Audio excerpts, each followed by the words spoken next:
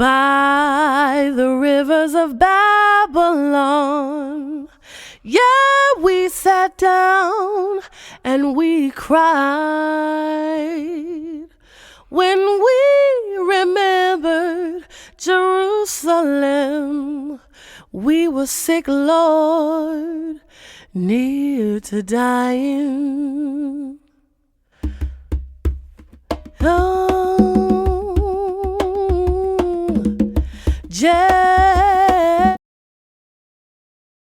Shalom, shalom. Congregation Bay D.C.B presents Unity Weekend.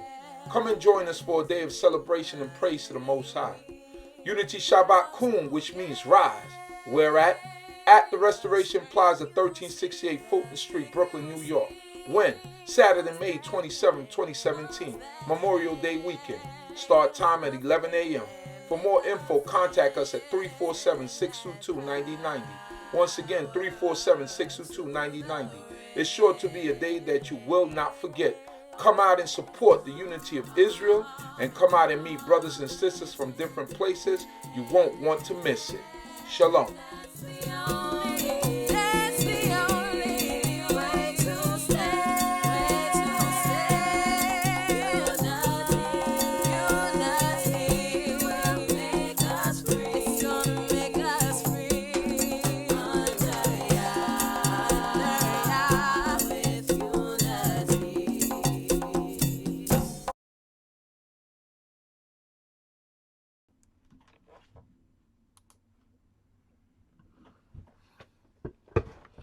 Shalom, shalom. Welcome everyone once again to the D.C.B channel. My name is Chief UZZIEL LEWI. Thanking everyone once again for tuning in tonight and making me a part of your Shabbat night experience. Thanking the Most High, King of the universe, for all things and everything, food, clothing, and shelter. Thanking Yahweh for my life, the life of Kobe Yisrael scattered in the four corners of the earth. Thanking the Creator for knowledge, wisdom, and understanding. Thanking the Creator for everything that He provides for us, even in this diaspora, even in the lands of our captivity. Saying Shabbat Shalom to Gerald Cole, Tia Yisrael, Princess Naomi, Yasmara, ¿cómo está, hermana? Shasha, Worth More Than Gold, Yehuda, and everybody else that's here. Thanking the Creator of heaven and earth for my life, the life of my family, the life of my household, the life of all of those that I love. Mordecai, Naphtali, Kaskuya by Yisrael, Marsha Yisrael, Deborah B. Shabbat Shalom to all of you.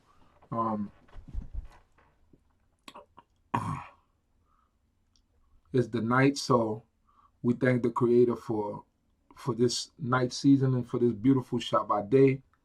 I couldn't ask for nothing more after a hard week of work to have a day with week of rest. We have to understand the essence and the beauty of the Shabbat day. So we thank the Creator for the Shabbat day and the beauty and the pleasantness of it. Like I always say, share it. Share this on your pages. Into all the different pages, all the different Hebrew pages and stuff like that. You know how we do. Just share the link. Share the video on Facebook, all the Facebook pages, and so forth and so on. We thank the Creator of heaven and earth for life, for sustenance, for being able to dwell even in captivity and be able to succeed somewhat. You know, it's not easy, but at least the Most High hasn't abandoned us, and I think that that's great. Shabbat Shalom, Hebrew is Bryce, and I've read Yisrael. Shabbat Shalom, Ima. Shabbat Shalom to my brother Dawid Ben Levi, Laura Carver. Dawid, I haven't forgotten your album, man. I'm just super busy And every time I think about it, it's like it slips my mind. So I'm not trying to disrespect him by any means. I know it's coming across bad, but I'm going to definitely get that out to him. Just let him know that I'm going to get it out to him. I got to call you anyway so I could get the address so I could send it out to him. So I'm sorry about that. You were on my mind. Yahweh was on my mind, so I apologize once again and send him my apologies.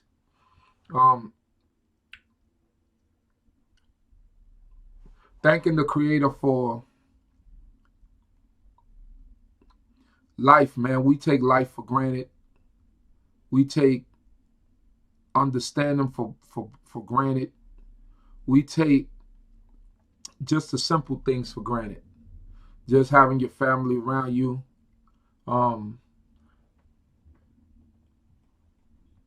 Just ignoring the things that the Most High God put before us, and we have to begin to take heed to the signs. I had a teacher that always told me that. Take heed to the signs. And I didn't understand that until I got a little bit older. Taking heed to the signs and knowing what is it that's happening and how is it that you're supposed to be and react and do certain things was very important and is very important to do that. Taking heed to the signs. The signs sometimes come in a simple form. Things begin to happen to you. You begin to certain things start coming up short, and because we're not in tune with the Creator of heaven and earth, it kind of throws us off, and we can't see the signs. You're blinded to the signs. Usually it comes in a form of the Most High God warning you.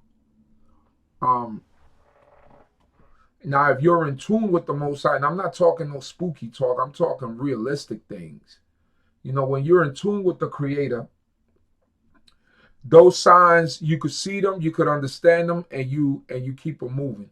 That's when you're in tune. But when you're not so in tune with the Creator, what begins to happen is that you lose your way somewhere along the path, and you cannot take heed or you cannot listen to the signs anymore.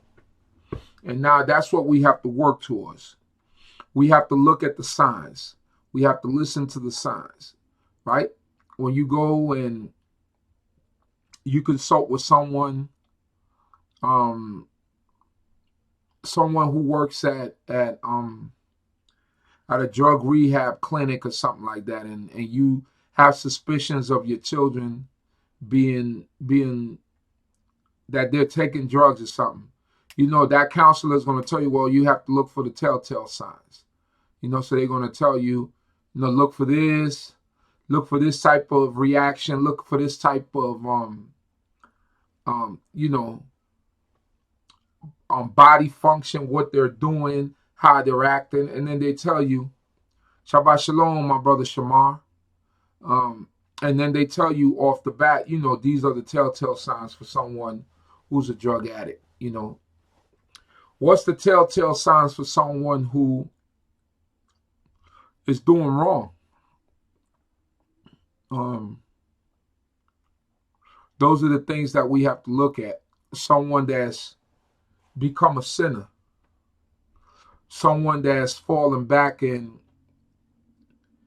don't really have the Yah mind to continue in righteousness and to do the things that are right before the Most High God. So I'm going to go into a portion tonight, and I want to talk about our jobs as Israel and what we're supposed to do to become that sign to other people. Sometimes the people don't take heed to the signs because they're so clouded in their heads. Their heads are so clouded with what they're doing and the things that they want to pursue and the things that they want to join and do. Once again, just letting everyone know, please share with the different pages, share it on your page, share everything that's going on. Tamar, how is your Ema doing? Send her my love. Send Miss Jean Rutledge my love. Shabbat Shalom, Antonia, Edna, Sister Edna, and everybody else that joined in. Moradina, Yisrael, Shabbat Shalom. Malachi, Yisrael, Shabbat Shalom, my brother. So yeah, we what are the signs? What are the things that we should be looking for when things begin to happen? And when do we become a sign for someone? Because you know that Tanakh also speaks about that. We gotta be able to speak to each other as men and as women. See what happens to a lot of us, especially men. Women don't get offended by this. And it might sound, it's not going to sound too good for some women, but it's somewhat part of the truth. A lot of women, I'm not going to say every woman, but a bigger percentage of women are emotional. If you grew up around women, if you might have you got some strong women out there, but women are emotional. And what happens sometimes is that a lot of our homes were broken homes. We come from a broken environment, meaning that fathers left at a young age or either got incarcerated or died. That's the reality of a lot of black people, and it's not something that we wanted of our own, but it was the way that how it was systemically set up for the black man not to succeed, or for part of our genocide for us to be eliminated and eliminate the black man.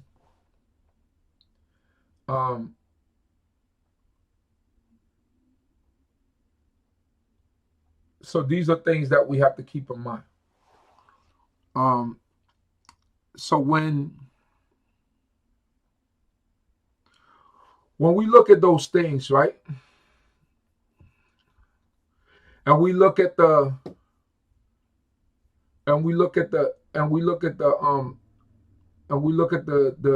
status of a man, right, and us as a man, and the things that we do. Or men, being raised up by their mothers. Those are things that, give me 1 second here. Yes, Sharon, I met your sister. I did meet your sister. She's been coming on diligently with us, and it's a blessing. I seen the face. I said, that face looked familiar. I know somebody with that face, and I didn't know you was a twin until she told me you was a twin. Good sister Sharon. Good to see you, sis. So yeah, what happens with men that come from broken homes a lot of times is that we pick up on the emotions of the woman that raised us up, whether it be grandmothers, aunts, sisters, whatever, because most of us come from broken home. And we don't learn how to become men. We're very emotional. And there's no fault of our own, man, but it's a reality. And it's something that we have to work on. And the reason why I said that is because a lot of times when people come to us and address us about something, we get very defensive, emotional, and really don't know how to handle a man telling you something about yourself. You get defensive, you're ready to fight. That emotions is part of life, but as a man, you should be able to take constructive criticism or take someone being able to tell you something that you're doing wrong or something that's not right. Listen, I'm guilty of it, and a lot of us are guilty of it. And it's something that we constantly work within ourselves. And this is part of life, and the situations that we were born into dictates how we react to certain things. Y'all with me?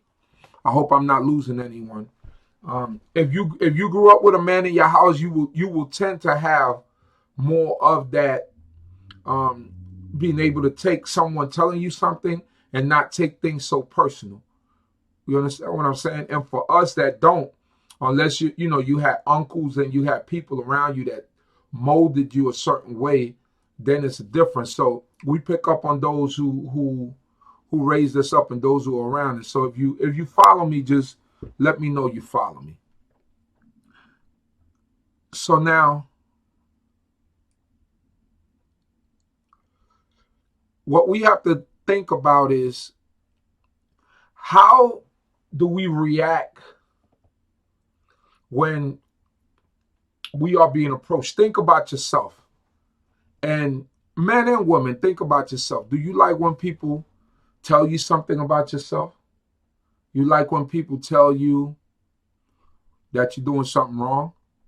Because those are the signs, whether you like it or not. Those are the telltale signs, right? When people constantly telling you something about yourself and the way that you're carrying on, but you're still not taking heed to it. Those are the different things that we have to think about in life. When different people continuously keep telling you something about your behavior, that means that you have to control that part of your behavior, and there's something wrong with you. It's not something wrong with everyone else. And those are the signs, right? Remember, I started talking about taking heed to the signs, because the signs are there. It's not something spooky. Those are the signs. Sometimes it comes in the form of a warning. The prophets came and gave you a sign, right? And they'll tell you exactly what you're doing wrong. And then they'll tell you, if you don't curb this wickedness or this wrong that you're doing, then this is going to be the results of you continuing in that wickedness and in that wrong. Okay? Moradina says everybody can't see the signs. Moradina on Facebook says everybody can't see the sign. We have to realize that some bad things happen in our test. Pass the test, get the blessing. Okay. I agree with that also. So when we get to people actually telling us certain things about ourselves and our character, and we don't take heed to them, then the punishment might come. The judgment, because we didn't take heed to the sign and curve or fix that wrong thing that we do that offends so much, or that might not be so good before the eyes of the Most High. So I want to talk about the messenger. I want to talk about the watchman on the wall. Many of us become watchmen because of the positions that we're put in, sometimes not chosen of our own, but the Most High puts us in those positions. And therefore we have to do the job. And in doing the job, a lot of times you sacrifice, being friends or offending someone because you have to do the job. You can't have favorites and stuff like that. So many of us become watchmen on the wall, and many of you out there are watchmen on the wall and watchwomen on the wall, to sound out the alarm and to warn people of the wrong that they're doing. You can't be, as an Israelite, have someone, an associate, or maybe even a friend that you work with, that's telling you about an adulterous relationship that he had with a woman, and you not correct them and tell them, hey man, that's against the laws of God, or that's wrong. How would you like if somebody did that to your wife? You have to be the ensign. You have to be the watchman on the wall and blow the horn on people who are about ready to do something that's not right before the Creator, whether they do law or not. That's why we're put there as the watchman on the wall. Because it says, if something, he said, if something happens to them, right? And we're going to get into that. If something happens to them, they perish for their own iniquity. So, but you are going to be held accountable because you know better. You know the wrong that they're doing, and you didn't warn them against what would happen to them because of the wrong that they did. Just hoping that y'all follow me and that y'all still with me. Now let's go to the book of Ezekiel chapter 33. I think I talked enough.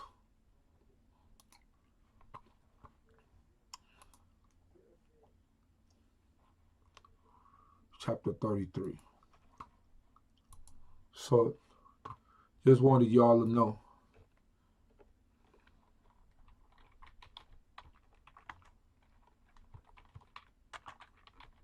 Give me 1 second here.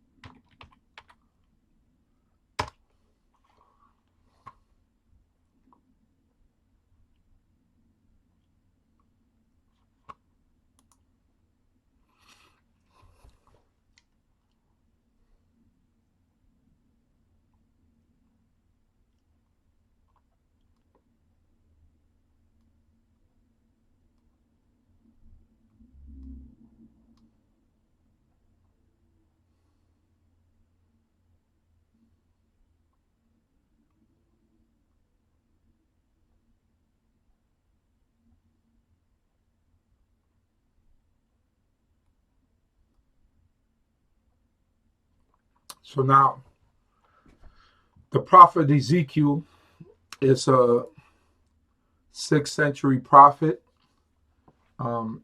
He was around during the time of the reform of Josiah, good King Josiah.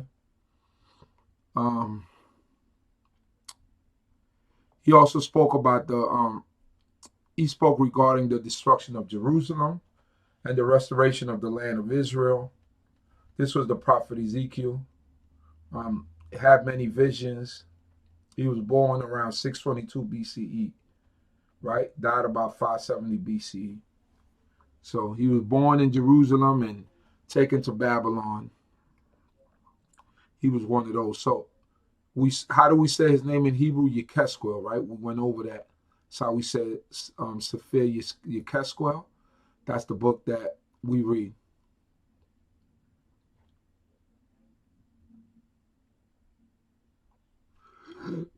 That's right. So can't stand idly by the blood of our brothers, Moradina. So now, let's go to the book of Ezekiel 33 and let's see what it says there.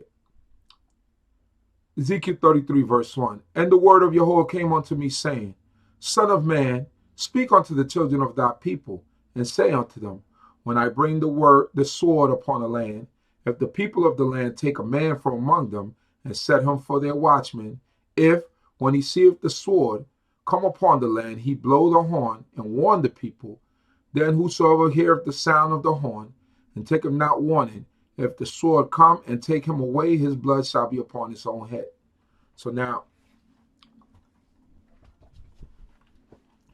and the word of Yahweh came unto me, saying, now it's very important as we read Torah and as we read from the Tanakh that we understand who is speaking, right? There's going to be instances where kings, prophets, priests, common men, women, they're going to be speaking. But what gives this book such authenticity is that you always see, and thus saith the Lord, and the Lord said, and the word of Yahweh came unto me, saying. This is the difference between us and any other books. You understand what I'm saying? Or the book that's added onto this book. You're not going to find thus saith the Lord, and the word of the Lord said. You're not going to find that.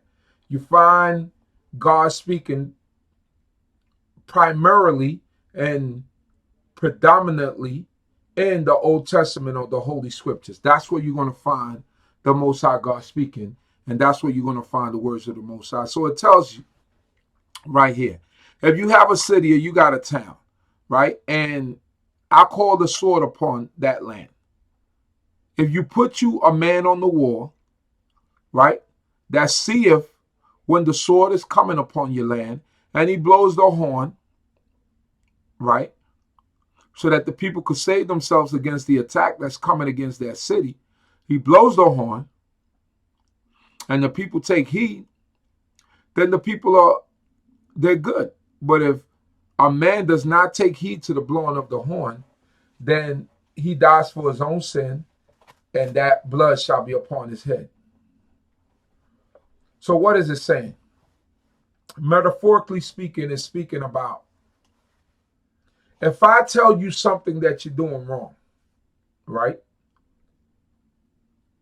and you don't take heed to my warning, me telling you do not do that because this is going to be the result of it, and you decide to shun me away and say I'm not going to listen to that, then whatever comes upon you is upon you. Your blood should be upon you because you chose not to listen to me, right? So it's a matter of us taking responsibility and claiming the things that we do wrong. That's just what it is. Then it goes on and it says, verse 5, he heard the sound of the horn and took not warning, his blood shall be upon him, whereas if he had taken warning, he would have delivered his soul. Right?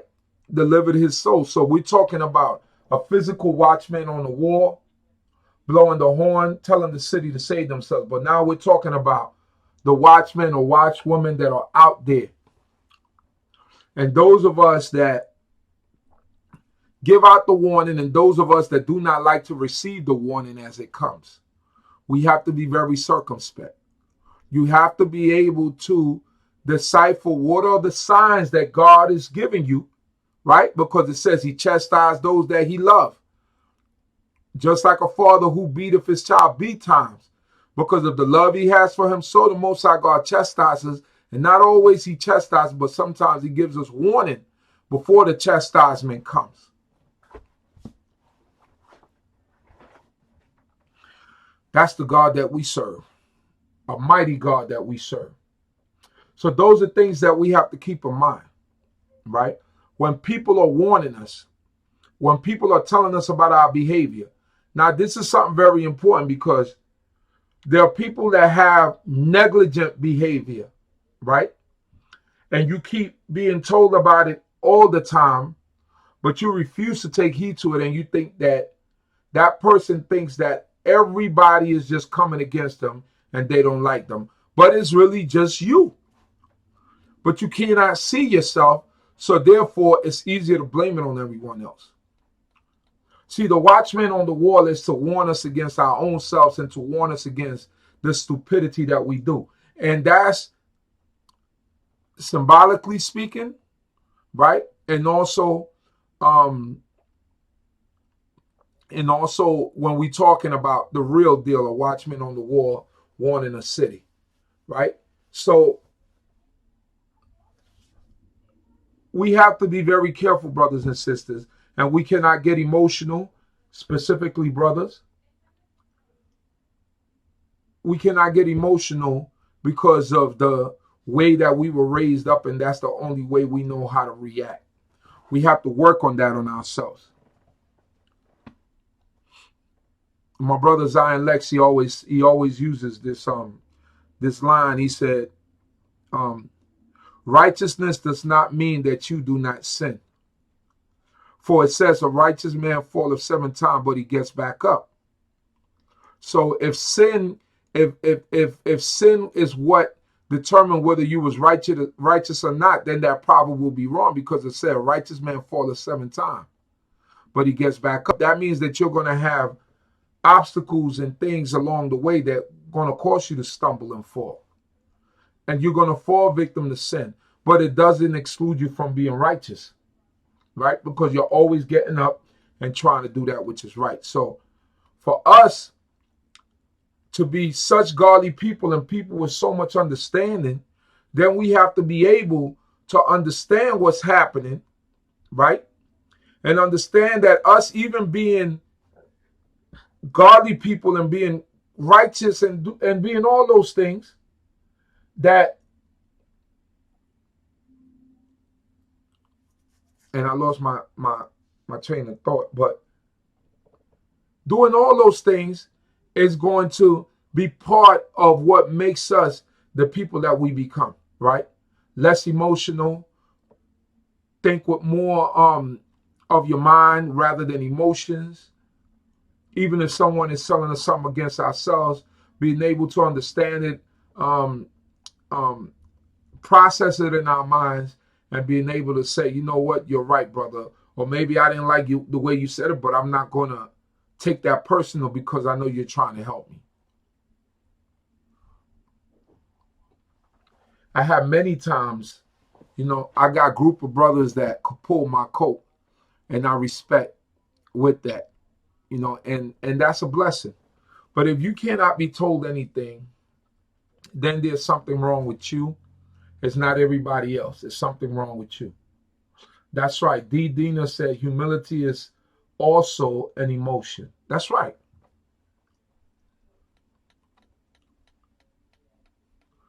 It says, a soft answer turneth away wrath, right? That's a proverb. So in everything that you do, when you tone it down, you bring it down, it don't give it an opportunity to explode and to have contention. That's what that means. So we have to learn how to be receptive to people giving us constructive criticism and telling us, listen, man, you're doing this wrong, you're doing that wrong.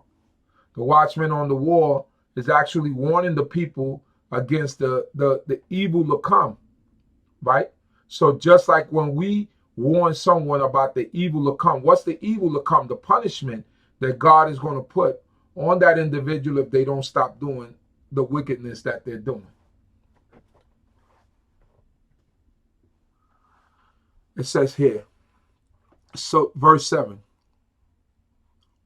Verse 6, but if the watchman see the sword come, and blow not the horn, and the people be not warned, and the sword do come in, and take any person from among them, he is taken away in his iniquity, but his blood will I require at the watchman's hand. Why? Because you're put in a position to warn the people.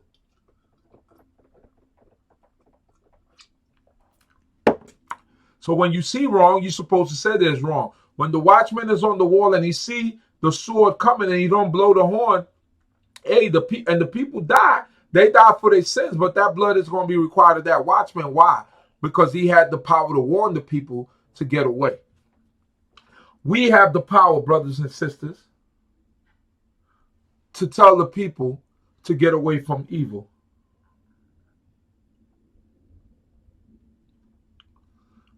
And that's exactly what we were speaking about. I have my brother Yair, as he put here. And listen, brother, we in the same boat. I had to learn how to tone myself down, although people don't talk aggressively to me, but I've had to learn through the years to tone it down. I'm not saying in a situation when someone it's like a confrontation and the person is not, they trying to do you harm. I mean, you got to defend yourself at all costs. I'm talking about in situations when people are criticizing, constructive criticism, criticizing something that we did wrong and we don't like it because they're bringing it in a manner where we don't like it. You know what I'm saying? So that causes us to lose it, although we're wrong. That's what I'm talking about. So those are things that we have to work on ourselves, because those are things that hold us back. The emotional part, the stuff, we were talking about holding a grudge last week during the question and answer period, and what is holding a grudge and if that's the correct word and whatnot. But I know one thing. You cannot hold those feelings of resentment forever because they build to be hatred. And we're commanded not to hate each other. You understand what I'm saying? We all got tempers. We all get hot. We all do that. We all, you know, I think it's something in us, black people. I think is the experiences that we went through in slavery and things of that manner. But we have to be able to take heed to people warning us against the evil to come.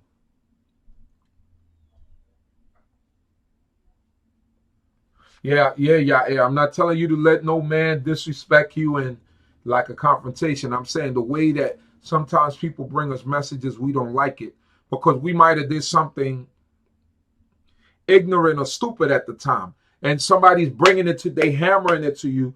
They're not trying to disrespect you, but they trying to show you you're wrong, and then we reject it because we don't like the way they're saying it to us. You know what I mean? Like those are the things that I'm talking about. The watchman on the wall. When the watchman is on the wall, he's yelling at you, get out, get out. The sword is coming, the sword is coming. You're moving too slow. Let's go, let's go. He's not saying it pretty. You know? So those are things that we have to be warned against. And we have to protect ourselves against those feelings and how we react to certain things.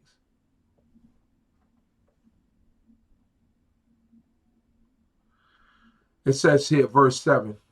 So thou son of man, I have set thee a watchman unto the house of Yisrael.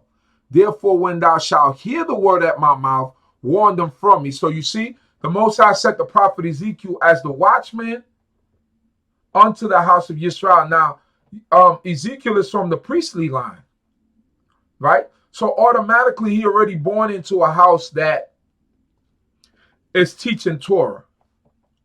So the Most High said, I made you the watchman. We are all watchmen on the wall. Even when we see people that don't do Torah, we're supposed to warn them against the consequences of what they're doing and what will happen to them if they do it. And, you know, I got buddies on the job that talk about women, and I warn them. I tell them, yo, man, how would you like if somebody did that to you? You know, you messing with somebody's woman, you messing with somebody's girl. Like, that's not right, you know? Like, you have to speak the right of the matter. You can't be afraid and hide yourself in a corner in a fetal position and not speak what's right, because that's what people are going to respect you for the right that you speak. And that's what you're going to be known for things like that. It says, so now the watchman is supposed to warn the people. We're supposed to warn the people. We're the watchman and the watchwoman on the wall to blow the horn and let the people know the wrong that they're doing. Verse 8, when I say unto the wicked, O wicked man, thou shalt surely die, and thou dost not speak to warn the wicked from his way, that wicked man shall die in his iniquity, but his blood will I require at thy hand. He's putting the responsibility on the prophet Ezekiel. He said, when I say unto the wicked, O wicked man, thou shalt surely die, and thou does not speak to warn the wicked from his way. Meaning, I gave you the order. You know that the wicked is going to die if they continue in that wickedness, but you don't warn them. He said he's going to die in his iniquity. He said, but I will require his blood at your hand. Why? Because you could have pulled them away from his sin. This is what it's about. You could have pulled them away from his sin.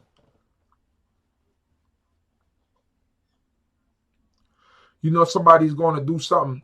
Man, I'm going to go rob a bank. I'm just using this as a scenario. I'm going to go rob a bank. And you say, man, I don't think that's a good idea, man. They got so many cameras out here, you know, and it's just you taking people's money that don't belong to you. Or you going into people's safety deposit boxes that they work so hard to put their jewels or whatever in there. And now you're going to just rob them from that. It might be family heirlooms and stuff like that. Like, what are you doing, man? It's not right what you're doing. You know, you're not supposed to steal, brother. You're not supposed to take things that don't belong to you. That's how you're supposed to speak. Not be afraid to speak right. And if they don't take heed, you did your job. We live in the hood. We live in some of the probably some of the worst neighborhoods. Some of us live in good neighborhoods, but some of us were raised up in some of the quote unquote what they call bad neighborhoods, right? Tough neighborhoods. And we know people that have done things. We know people that have, and we still walk around them, and we grew up with them, and we don't shun them. But in not shunning them, then teach them what's right. Be the watchman on the wall. Blow the horn. Let them know what they're doing wrong.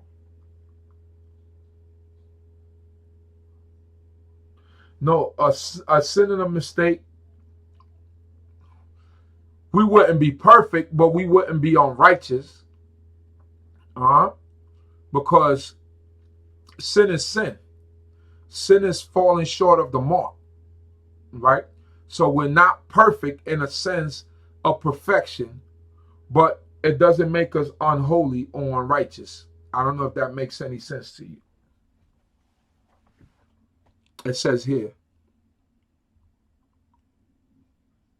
verse 8, when I say unto the wicked, O wicked man, thou shalt surely die, and thou does not speak to warn the wicked from his way, that wicked man shall die in his iniquity, but his blood will I require at you. So Most High send it to the wicked man. We don't say nothing. If something happens to that person dies in that bank robbery, gets killed, he died for his sin, but that blood will be required of you. Why? Because you know better. You know better. Verse 9, nevertheless, if thou warn the wicked of his way to turn from it, and he turn not from his way, he shall die in his iniquity, but thou have delivered thy soul. So you tell your homie you grew up with, hey, listen, I don't think that's a good idea, man. I think that, that's real dangerous, but man, I gotta go get this money. You go out there, get caught up in the bank, cops come in, they get into a shootout, he gets killed. You don't have to live with that regret. You don't got to live with that heavy feeling like, man, I should have told them something, because you did your job. And that's our jobs. That's our jobs, to gain souls, to enlighten people. I remember I used to be friends with this Jehovah's Witness girl.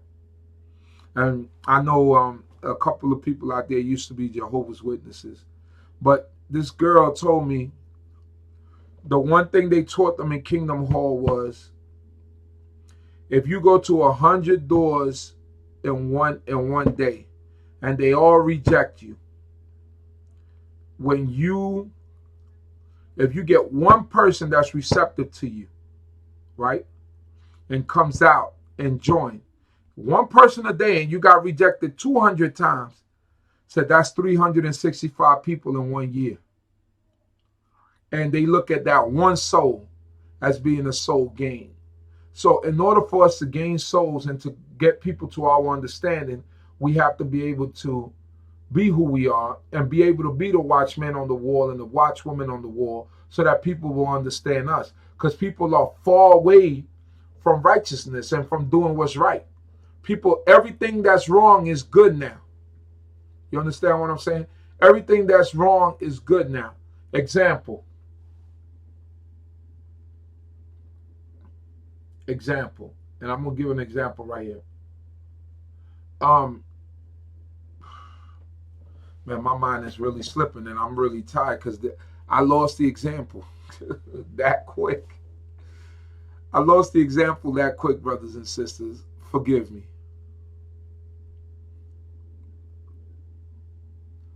Okay, hopefully it'll come back to me.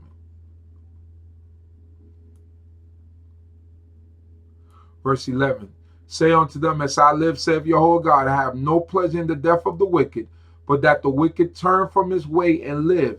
Turn ye from your evil ways, for why will ye die, O house of Yisrael? Turn ye from your evil ways. So if you never communicate with a person that's living wickedly, and you don't tell them about what you are about and what they should be doing, then how would you count yourself,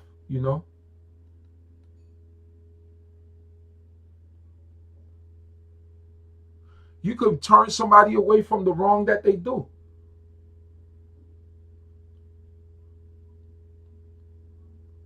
You understand what I'm saying?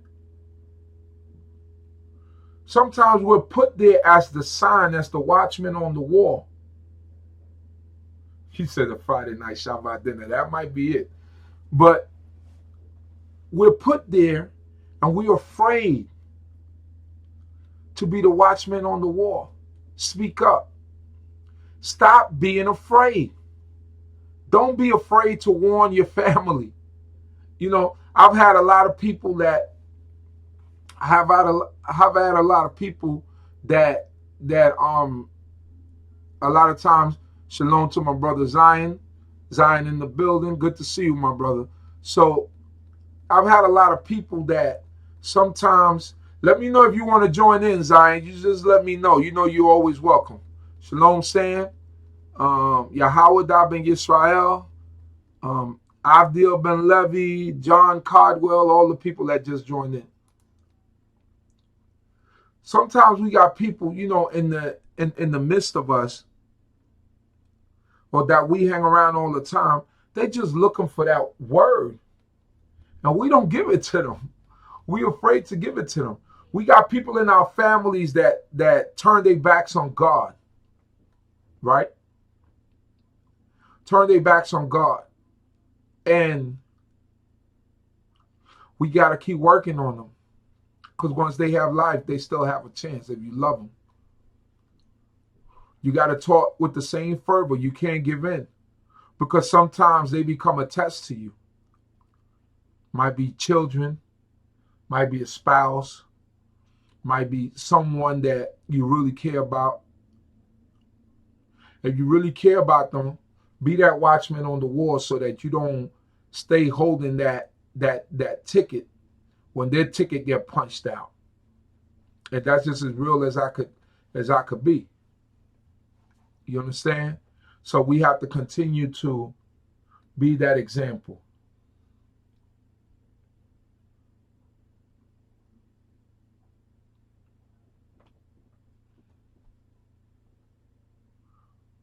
It says here,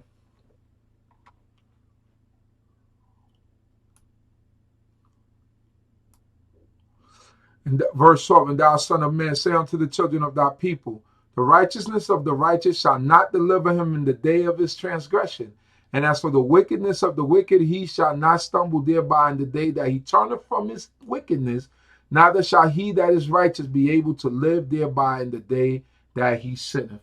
So don't think that you could play God for a fool and said, you know, I've been doing good all this time. I'm going to do this little bit of bad, and then I'll be good. It says, the righteousness of the righteous, that means there ain't no such thing as money in the bank, right, with God, shall not deliver him in the day of his transgression, because the day of your transgression might be the day that you lose your life. Why? Because you knew better.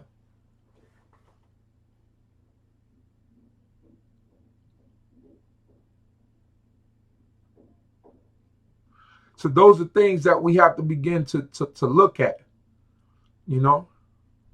Those are the things that we have to begin to look at. We have to be able to take heed to the signs and to the warning. You doing good all your life, and you decide I'm gonna do a little bit of evil, and you get caught up. Hey, you went down for that transgression you did. You know why? Because you know better. And for the wickedness of the wicked, meaning that somebody's been evil and wicked all their lives, but they truly turn their lives around and sin no more. For his goodness is what God remembers him for. So we always have a chance once we have life. That's why I said, once you have life, you got somebody, you know, around you, you know, and they not doing that well. Hey, man, bring them to knowledge of themselves and bring them to understanding of themselves so that they know, you know. I'm getting a call. Hey, Shalom, what's up, Ima? Shabbat Shalom. Shabbat Shalom. Much blessings. All praise to the Most High Creator, Yahweh, who gives us life, substance, and mercy. Hallelujah.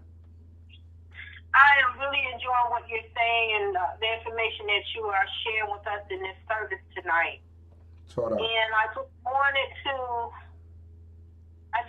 to plead with our brothers and sisters out there, whoever is listening. The verses that you just touched on concerning how we go about helping each other, right, and being accountable to each other. Right. bringing that correction. Those are all for our own good and our own benefit. Right. But I'd like if we could just, and this is a plea, this is not me telling people or, trying to make somebody do something, but if we could just consider, we all stumble and we all come from a place in this society that's not always, bring the best out of us. Right. And we need to consider that when we're talking to people, especially the ones that are not of the faith, that may have an opportunity to come in. Right. None of us, we know what we know, but we're not experts. That's right. Which we are trying to find our way here. Right. And there's a couple of things that's going on right now that I've been hearing lately that I'm very concerned about. Mm-hmm. Is these blanket statements and these labels that are coming out.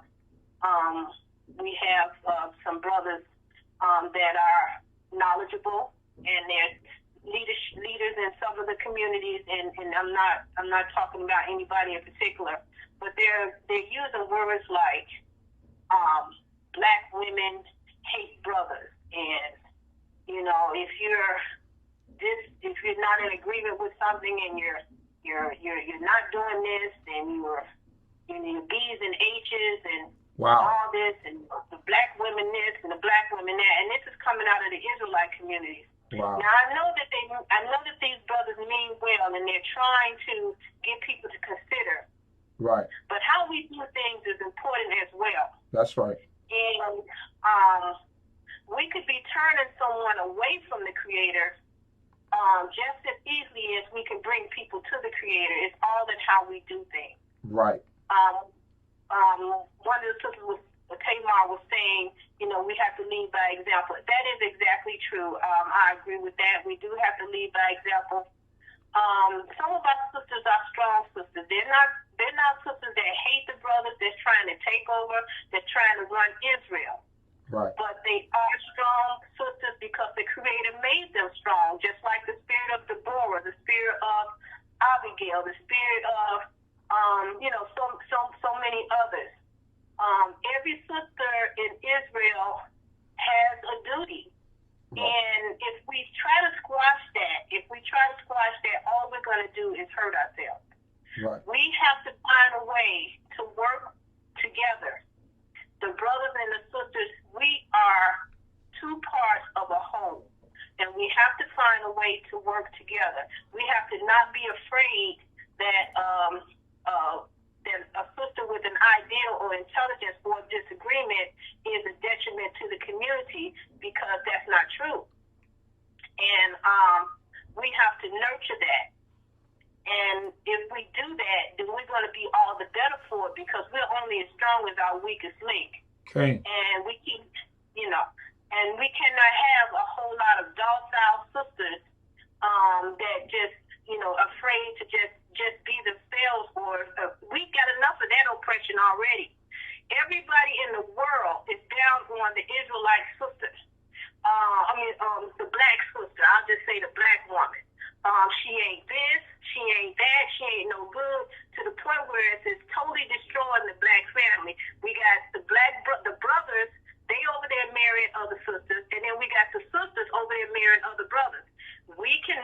I'm praying and hoping that we don't fall into this trap and continue to do the same type of thing and labeling our sisters and stuff, because we're trying to come out of this situation together, and we need each other. We have some marvelous, some magnificent, some intelligent brothers out there, and we also have sisters. We have to allow both to do their duty to strengthen Israel. We cannot be so afraid that the sisters are going to try to take control because they have a thought that you did not have. We got to learn how to love each other. We have to learn how to include each other and work together. We cannot make it by ourselves. The brothers can't do this by themselves. You can't do it by yourself, okay? You may want to, and we may want you to, because who wants to work if they don't have to? But I'm telling you, it's not going to work. We have to bring all of our talents to the forefront. And we need to find a way to love each other and include each other. If there's some sisters out there stripping, tell them, sister, you better than that. You know, you don't have to do that. So don't say, hey, you hoe, you ain't so and no. No. Because what happens is they don't hear you. And they turn away from the very message that you're trying to give. And just like you said in your last verse, you said your righteousness is only counted for its righteousness. Once you turn away from righteousness and go into wickedness, your righteousness is no longer counted for you. So it don't matter how long you've been in the walk, don't matter if you was born in the walk, it don't matter if you've been in the walk 20 years, you lose your salvation. We all can. So that is my plea. Please, everybody, please think about this. It's time for us. We don't have to be the baddest people on the block. We just have to be productive. Right. If we be productive, the Father's going to come in. He's going to fight for us. Right. Abraham, he never was braggy. He never was boastful. He was just the man that got things done. And his wife had position. She had authority. She did. When his wife came to him about the woman that she picked for him, he said, hey, do what you want to do. In other words, you got control over this. So let's work together. I love you all, and I hope I didn't insult anyone, but we have to start thinking about some of the stuff we're saying and doing out here, because we sound just like white folks. We get out here talking. You know, we get too jazzed up on top of the podium, and we just get going too tough. We need to slow it down and just be who we are. I love you all. One love, one Yah. Shalom. Shalom, shalom, Ima. There you have it from an elder. Huh? No, I said, there you have it from an elder. I was speaking to the room. Torah for the words, Ima. Okay. Shalom. Shalom. So there you have it from an elder. If anybody else wants to call in, that's why I love Shabbat night talks, because it goes from one thing and then people have the thoughts and they start throwing out their ideas. So if you want to call me, 347-622-9090, 347-622-9090. I would like my brother, I don't know if my brother Avdil is still in the is still listening, but if he will call in, I'll appreciate that too. So he could speak about some of he has a book on the matriarchs of Yisrael, and I know he has some very good points on the matriarchs and how important and how powerful our sisters are. You know, and what's important about our sisters is that even through when we were going through in slavery, and this is, you know, this is how Shabbat night talk goes. We talk about the watchman on the wall and doing things like that, but we go into a different topic, and it's still all relevant, and it's still all, you know, cohesive with what we were speaking about, and that we don't lose it, you know what I mean, because it's all the same. Okay, give me a call now, my brother Zion, because he has very good points on this. Sisters are very important for the building of the nation. So in order for us to be uplifted, you know, and Ema hit on a lot of points. I got my brother Zion Lex calling in right now. Zion Lion, shalom, shalom, my brother. Shabbat shalom, Chief. Shabbat shalom, family. Shabbat shalom. Everybody can hear you, my brother. You want to chime in on this topic? Loud and clear. Hallelujah. Absolutely, man. First and foremost, I want to give all praise to the God of Abraham, Isaac, and Jacob. I want to say Shabbat shalom to the minority. I want to thank you for allowing me to call in and chime in. And I want to first off start by saying thank you to the sister, the elder, and our mother who just called in. She shared some very, very deep words that should touch our hearts if we're listening with true understanding. I mean, it's about time that we as men allow our women the voice that God gave them. And I say that as unapologetic as possible. Our first mother that the scripture speaks of, her name is Eve. Of course, we know better than that because we speak the vernacular of our ancient forefathers, so that we know her name was Chawah. Chawah in Hebrew LEWI means to discuss, to relate, or to speak.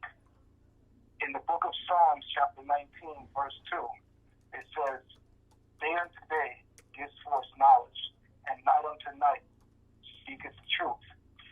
That word speaketh the truth in the Hebrew is spelled chet, wav, hey, which is the exact same spelling as Eve's name. So yes, we know that she is the mother of all living, but we must understand the essence of why the Creator says that she is the mother of all living. It is not just because she is bringing forth children as a childbearer. It is also because of the truth and life that she speaks into the universe, into the world. The voice of our women is not to be silenced. Our women have a lot to say. We could take a lesson out of almost every single son born to Jacob, whose name was changed to Israel. It was the women that were naming them. Think about it. Pay attention to it. The women gave those sons their names, and their names take on a legacy today that completes our nation, the nation of Yisrael. Anytime you speak of the 12 tribes, the 12 sons, and you speak those 12 names, those were names given to great men, which later became great tribes by women, the women of our book. We can't forget their legacy. We can't forget their contribution. I do recall in a very beautiful dialogue between Abraham and the Creator, when Abraham was unsure what to do with his son Ishmael, and the Creator reminded Abraham of the merit and the value of his woman when he said to him, hearken unto Sarah, your wife. That's powerful. A lot of us, we understand that there is a totem pole in the nation of Israel. We have chiefs, right? We have priests, we have princes, we have judges, and we certainly have kings and prophets. With that being said, there is an order to this great nation that the Creator has ordained. But we must not forget that within this great order, we have glorious women that served on those panels. We can't forget that although we see judgment from a male aspect, we must not forget the contribution of Deborah, who sat as a judge. We must not forget the contribution of Deborah, who sat as a prophetess.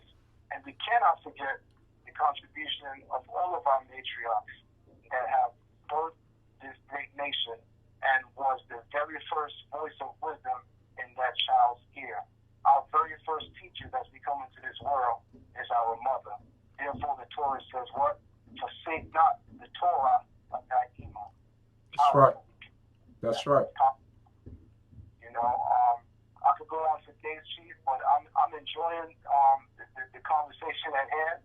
So I'm gonna fall back a little bit, but this is the conversation that I had to join in as soon as I heard it, because again, this is what is needed in our nation. We need equilibrium, spiritual equilibrium. Right. The Creator says it is not good that the man be alone. That's right. But make him a helper opposite, and he called her Chawah, which means to speak, to utter truth.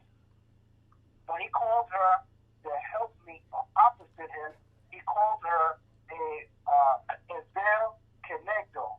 Right. There, as we know, is usually translated as help in the Tanakh, but there are a couple of places in the Tanakh where it literally translates as deliverer, as is used in the book of 1 Samuel, when the prophet Samuel erected a stone, and he called that stone, in Hebrew the word for stone is Ezen. Right. He called the stone Ezen Ezer, and he said, because it is here that the Lord brought deliverance and salvation to the nation of Israel. Therefore, he called the stone Ezen Ezer. Ezer signifying deliverance and salvation. Whoa! This is the same attribute that the Creator introduced woman with. Right. He said that she shall be an Ezer Kenegdo. Right. In the book of Samuel, Ezer is a semblance of salvation, of deliverance. You mean that in a household where a man is clearly the authority God given to him, that is his right. Hopefully he's in a righteous state where he can move so in a genuine way. Just because you're given that authority does not mean that your wife, your woman who is the queen of that home, should not be heard or must not be heard or cannot be heard. She has a word that my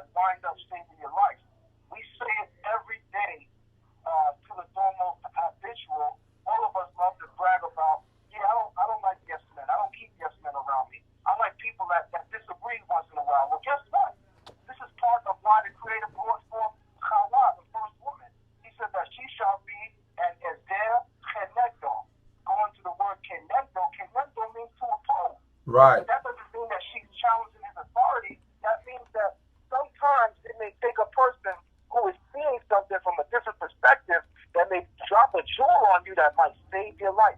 Many of us have been there. Like the watchman, like the watchman speech that we talking about. It could be a watchwoman. It could be your wife. Absolutely. Absolutely. The woman of your home could be that very watchman or watchwoman. Right. Let's not forget that. So with that being said, Chief, like I said, I don't want to take too much of the time because I'm really just enjoying the moment as a listener, and I would love to hear some of the sisters call in because, again, our sisters must be heard. And I saw a lot of familiar faces that are tuning in right now, and I'm hoping that some of them can give a call. And with that, I'll say Shabbat Shalom, and thank you very much. Shabbat Shalom, my brother. Hopefully, I could get you to talk about the those matriarchs, that book about the matriarchs, and you could do some type of presentation on it in the near future. Is there Hashem? May it be His will. Absolutely, I would love to. Thank you very much, Chief. Hallelujah. So there you got it from my brother Zion Lex, Chief Abdiel LEWI. Thanking the Most High God for his life. And a call for the sisters. Where my sisters at? 347-622-9090. 347-622-9090. And you see how it connected to everything? Where he talked about the Ever Connectode. And that Connectode is opposing, right? She's not. That means she's not going to be looking eye to eye with you all the time with everything that's done. She's going to oppose you sometimes, and that don't mean that you go upside her head. You do stuff like that. You don't do anything like that. We cherish our sisters, right? And we give them they respect when they deserve their respect, you know. So, and we all came from a mother. We all came from a mother. We all have sisters. We all have aunts. We all have girl cousins, you know, all these type of things. So 347-622-9090. I think that I got my point across with Ezekiel 33 and what I was saying.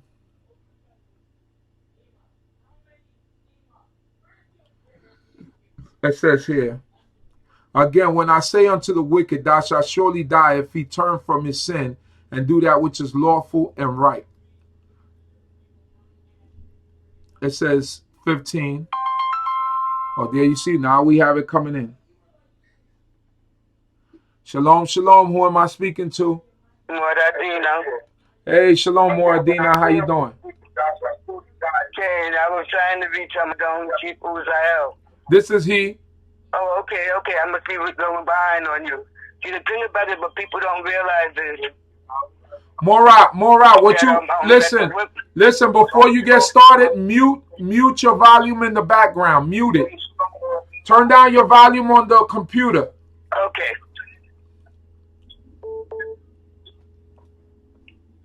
Okay, I turned it down. All right, go ahead. Okay, what people don't realize is that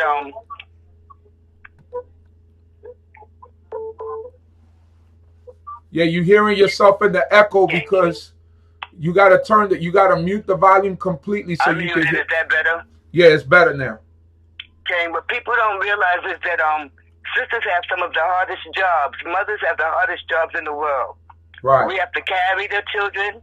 We have to teach them and raise them in a proper way. Because what does the proverb say about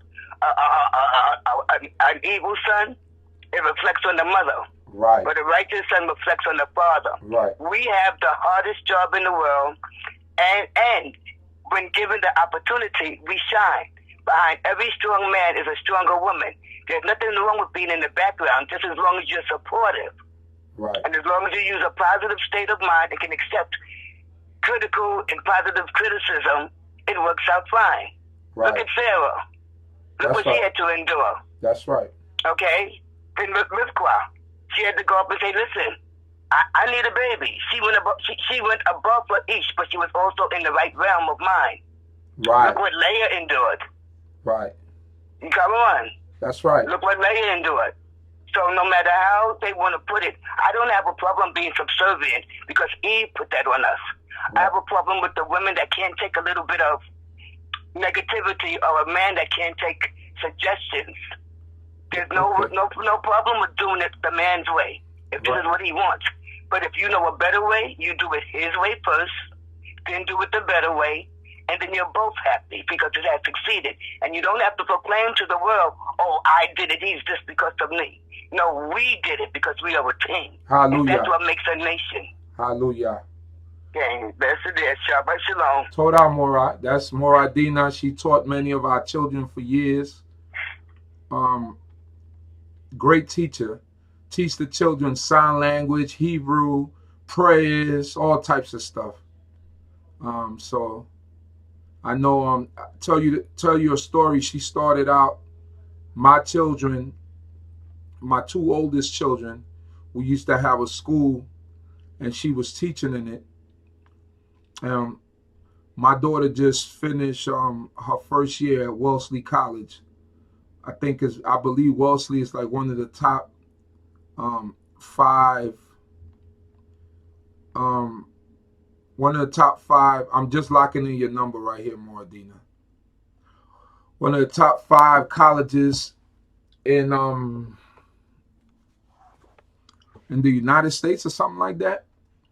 I know that from there she could go take classes in MIT. I know that, you know, if she could go take classes at MIT. They have a program, so that just tells you. And I always give the credit to all the teachers that started them out, started out my children, because I think that was very important, the foundation, you know, and giving due respect where it's due. You know, Moradina had them reading Hebrew, speaking Hebrew, praying in Hebrew. Curriculum, they supposed to be on the 1st grade curriculum. They doing 4th grade curriculum. Took them on many trips. They traveled all over New York City. I don't know where they didn't travel. They did everything in the community, the firehouses, the police stations. They did all the things that kids that were in conventional schools did and more, because there was flexibility in order to teach them sign language. Then they were learning Spanish.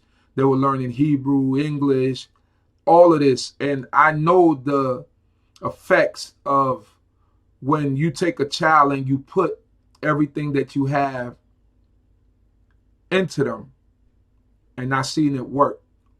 My children were homeschooled for the first 2 years of their lives, and they turned out to be okay. And we had to end up putting them in public school. But the problem with us as Israel is that we don't continue. You know, we don't trust in each other. That's what I seen. You know, that we don't have that faith and that trust in each other. So I just have to give compliments where they do. And those were women that were running that were in there, you know, that were teaching. Besides Moradina, it was more Rosha, Nahaliel. Later came people like,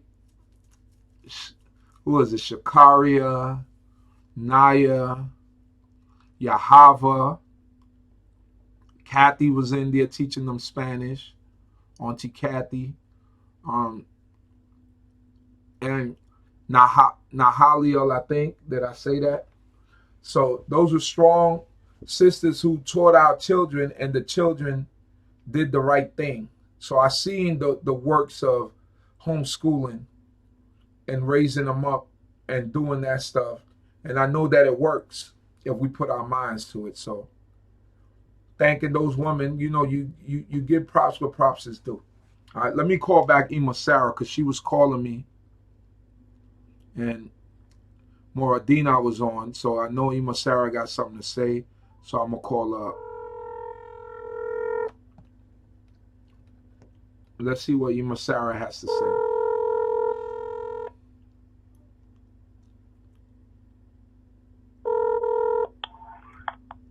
Hello? Shalom, Ima. Yeah. How you doing, darling? You was calling in. You live on air. Huh? You were calling me. No, I had the number there, but I didn't ever call because I was listening. No, but you live on air now. I think you had something to say. Do you want to say something? Yeah, I'm doing all right.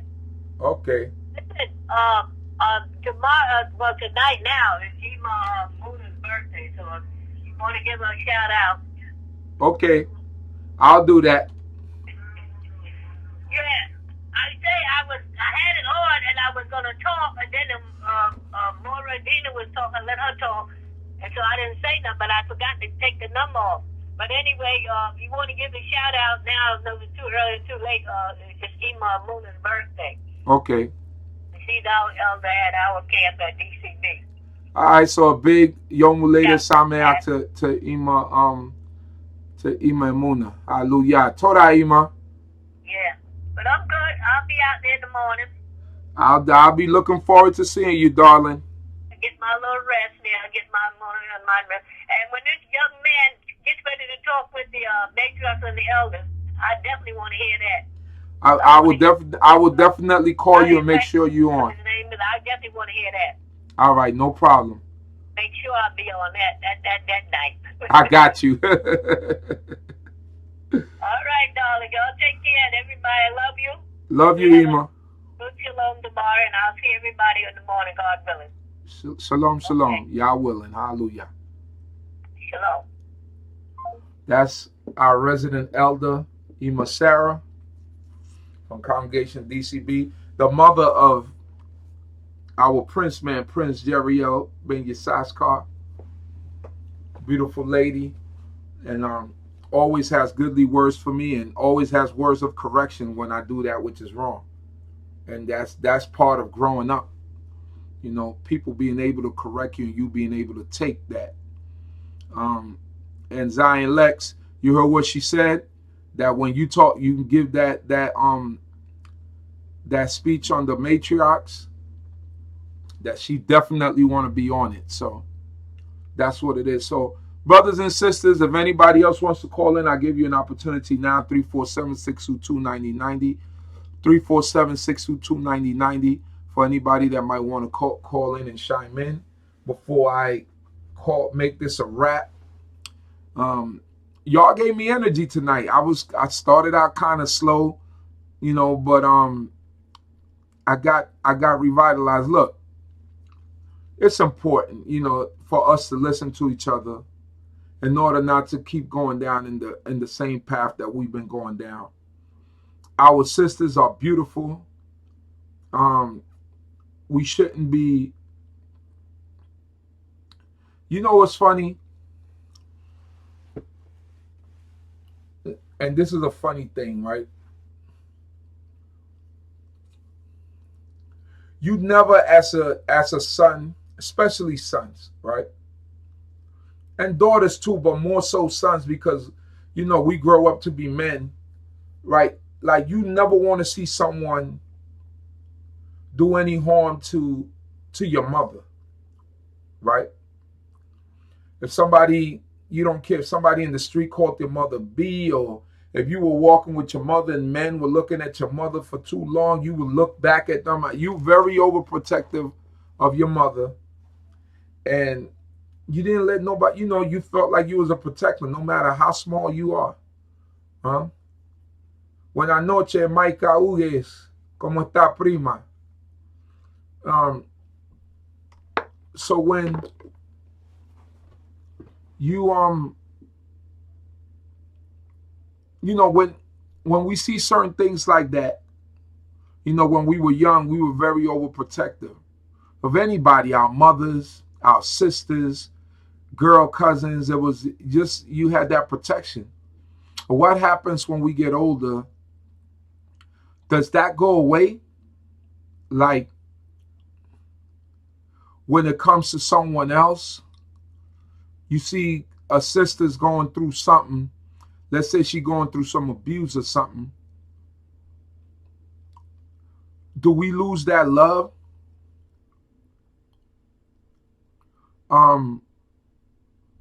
Do we, because if we seen our sister or our girl cousin or our mother go through that, we would definitely jump in. But our sisters that are in the way or are doing this, and you, because it might be somebody that we know, somebody that we love, right? A friend that we even grew up with, but we don't check them. We don't say something to him. But if that was our sister, we would definitely put that chin check on them, or step in and say, hey man, if she did something wrong, then that ain't the way to go about it, and I'm not going to have that. Because when it's our own, we protect it. But we're all our own. And those are things that we have to keep in mind. Our sisters are precious. And sisters, you also have to remember that you are precious, and don't be out of character. It's never good for a sister to be out of character, because I have to give it both ways, you know. Never be out of character. Always be a sister. Always be that righteous woman of Yah, you know.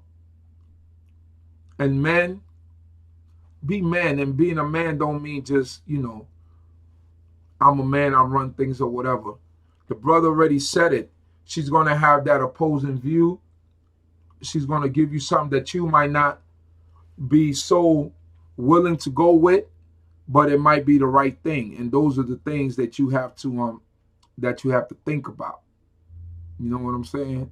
So every time your wife gives you an opposing view doesn't mean that she's against you. It doesn't mean that she's against you. Just means that she might be looking at things differently.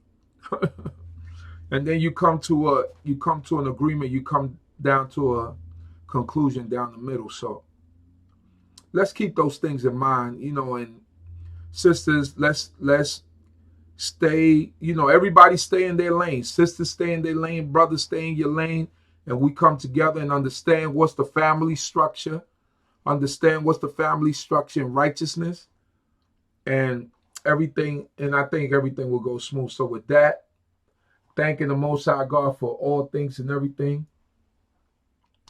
Food, clothing, and shelter. Thank you for, man, tonight was a lot of people on tonight on Facebook Live. Thank you to my brother Zion Lex, Ima Havaran, Ima Sarah, Big Yomuleda Sameak, to Ima Amuna, and to everybody else.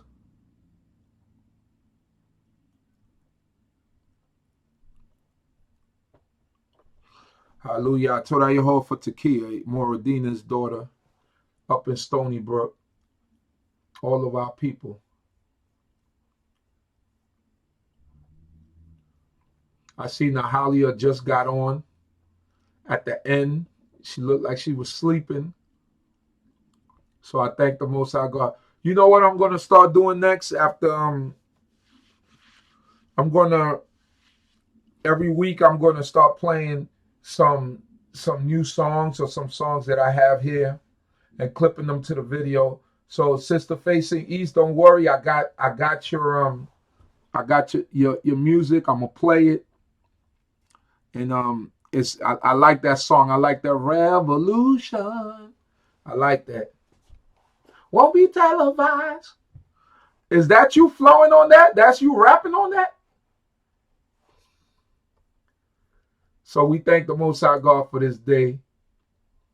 Torah. Let me see. So we're about ready to close out. Thanking the Most High God once again. I'm tired, as you can see. So may the Most High God bless each and every one of you. Shalom, shalom. Shalom, shalom. Congregation Bay D.C.B. presents Unity Weekend. Come and join us for a day of celebration and praise to the Most High. Unity Shabbat Kum, which means rise. Where at? At the Restoration Plaza, 1368 Fulton Street, Brooklyn, New York. When? Saturday, May 27, 2017. Memorial Day weekend. Start time at 11 a.m.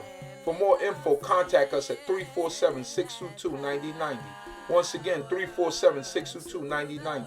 It's sure to be a day that you will not forget. Come out and support the unity of Israel, and come out and meet brothers and sisters from different places. You won't want to miss it. Shalom.